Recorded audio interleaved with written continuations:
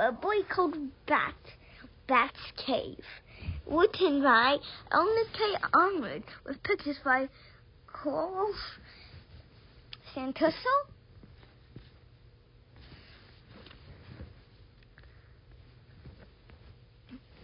Chapter 2. After finishing his snack, Bat went to his room. I almost said Bat. Bat's room was his favorite place in the whole wide world. In his room, Bat felt completely comfortable. Here, he knew where everything was. If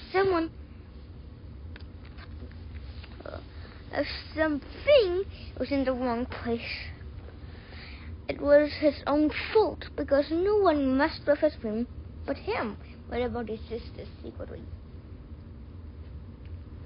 In this rest of the small house, Bat's mom and sister knew to put anything that needed to go to Bat's room. You know, the 3 baskets, his Queen Wansley basket, his book basket, and his music, and his Miss Grimer's stuff basket. Miscellaneous was a good word, even one of Ben's favorites. It meant all the extra stuff, so the Mr. stuff basket could have almost anything, except Queen Wansley, and books in it. And the baskets were full or high tide. Mom placed them in the hallway.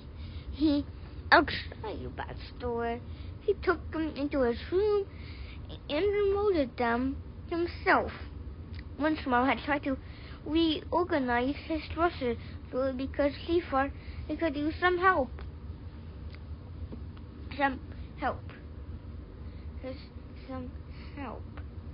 After, when he was so upset that he couldn't even speak, and she said, "I'm sorry, but your dresses were just a mess. You think that's going to make a kid feel better? Your hats mixed with a pair of pants and sweaters. I didn't know, and we couldn't find anything." Okay, that's just an insult.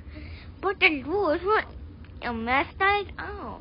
If Mom had looked more closely, she would have seen that his nightcap were in with his long pants and his sweaters, because he always wore those things together in cold days. Shorts and t-shirts were never worn, because he wore those things together on warm days. What about this war? Mom had asked, pointing to the pouring open the bottom-weighty drawer, which held a pair of pants, a wool sweater, and 2 t-shirts. "Those are the things I never wear," Bat told her when he finally calmed down, because they're itchy and uncomfortable. When Mom cut the tags out of the t-shirts, and Bat moved them to his room floor, after that, Mom was turned to his own devices. You want to say? Once in his room, Bat closed the door. There was a sign of the outside that said, "Please knock." Jeannie had written in his room, because her writing was much neater than his. Jeannie could do all the hand things better than Bat. Write things, cut things down, smooth peanut butter on bread, pet the dog, and just kind of, I don't know, you know, if you had it.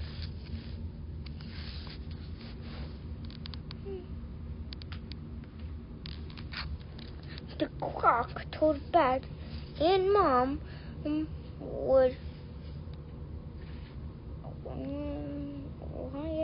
There we go.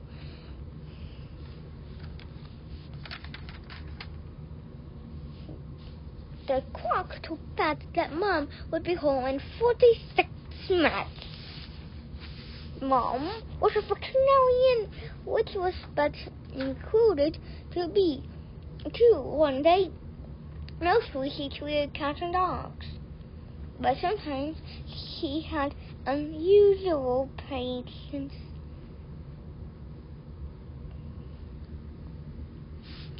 Once they had to take a baby pellet out of the wing of the hawk. The pellet had broken one of the bones, and Mom had done surgery to mend it. They brought home X-rays to show bad. Why would anyone get a hawk?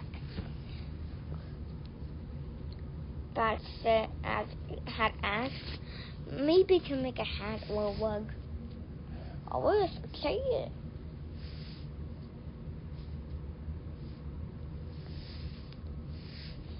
Dad had asked, do you think they were going to eat it? No, said Mom. Sometimes people do stupid things. She had been very angry about the hawk.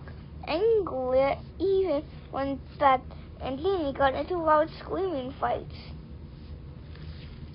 Seeing the X-ray of the hawk's broken wing made Dad angry too. But his mom always made him feel better. It was a rolled-down bamboo with no shade, and the fine crossing full of leaves, and a poor outline door in case someday a friend outcome do in case someday everyone came to spend the night. It had a ceiling fan, a reading lamp, and a rug with a picture of a train track printed on it. Bud felt like cooking through his animal exploder, which he often did at school after school. So he pulled it down and found a bookshelf and dropped comfortably on his beanbag. His stomach was full of